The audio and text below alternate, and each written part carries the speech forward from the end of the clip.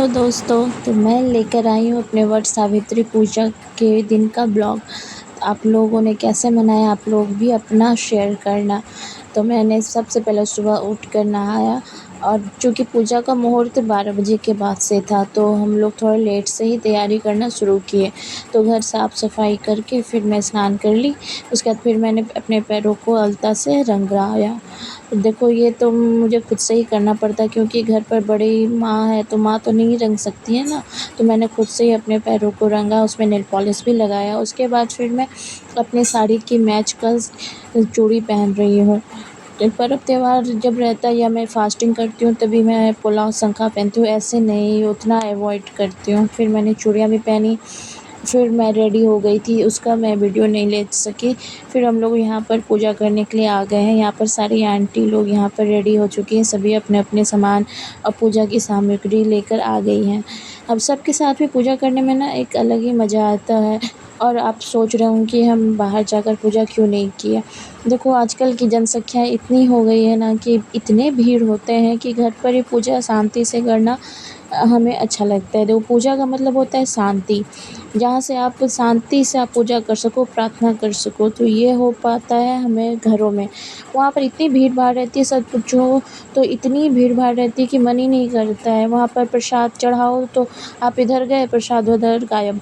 इधर आप मतलब गायब, ये नहीं कि कोई इन द सेंस, ये नहीं कि कोई ले जाता है, मतलब हटा के कोई दूसरा पूजा करने लग जाता है। अभी आपकी पूजा कंप्लीट भी नहीं हुई है और वो हटाकर अपनी पूजा करने लग जाता है। तो ऐसे में पूजा करना ना अधूरा सा लगता है, इसलिए हम लोगों ने इस बार तय किया कि घर पर ही करेंगे। तो घर पे ही हमने गमले में एक बड़ पेड़ का एक लट लाया और उसे वह मिट्टी में लगा दिया और हम लोग वहीं पर पूजा कर रहे हैं। देखो, चारों बगल हम लोग टोटल 3, 2, 5, 5 महिलाएँ थीं, पाँचों ने व्रत रखा था।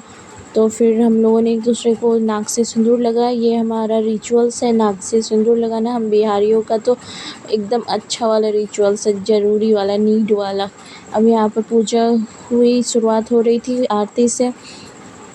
आरती हम लोगों ने किया बारी-बारी से। पहले आंटी ने किया, फिर एक आंटी ने किया, फिर मम्मी ने किया, फिर मैंने किया। अब इसके बाद फिर हम लोग पूजा करने के लिए बैठ गए फिर से और पूजा करने लग गए। आरती, चूँकि हवा बहुत चल रही थी ना, तो हमारा दीप बार-बार बुझ रहा था और दीप जलना बुझना कोई अपशगुन वाली बात नहीं है यार, ये तो नेचर वाली बात है ना। अब हवा चल रहा है तो दीप तो बुझेगा ही। तो ऐसे में हम लोगों ने फिर से दीप जलाया, कपूर जलाया। इस बार दीप नहीं, कपूर जलाया, तो इससे है ना हमें आसानी हुई। अब आरती देखो, मैं भी आरती कर रही, सब चूँकि वहाँ पे सबसे छोटी मैं थी तो मैं सबसे लास्ट में पूजा कर रही थी, सब कुछ लास्ट में कर रही थी, आरती भी मैंने किया। फिर इस बार मैंने सोचा नहीं, गले तो मैं सबसे पहले मिलूँगी। तो यहाँ पर ये रिचुअल्स भी होता है कि वट सावित्री माँ को गले लगाते हैं और सुहाग लेते हैं उनसे। यहाँ पे मैंने गले लगा लिया 5 बार 7 बार।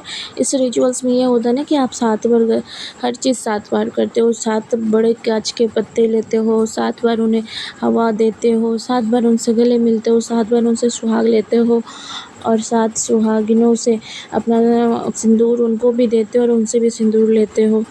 तो ये नियम है कि हर काम आपको 7 बार करना है इस वट सावित्री की पूजा में। देखो, मैं इतने अच्छे से ब्लॉग नहीं बना पा रही हूँ क्योंकि मुझे इतना आइडिया नहीं है, तो बस जैसे आ रहा है मैं पूरी कोशिश कर रही हूँ कि मैं आपको बताऊँ मैं अपनी पूजा की विधि। यहाँ पर देखो, मेरी मम्मी ने भी पंखा झेला वट सावित्री माँ को और सारी आंटियाँ उनसे गले मिल रही हैं। जैसे एक महिला दूसरी महिला से गले मिलती है ना, जस्ट उसी तरह यहाँ पर सारी महिलाएँ वट सावित्री माँ से गले मिलती हैं और उनसे सुहाग का प्रार्थना करती हैं। यहाँ पर देखिए, सबको मिल रही हैं गले।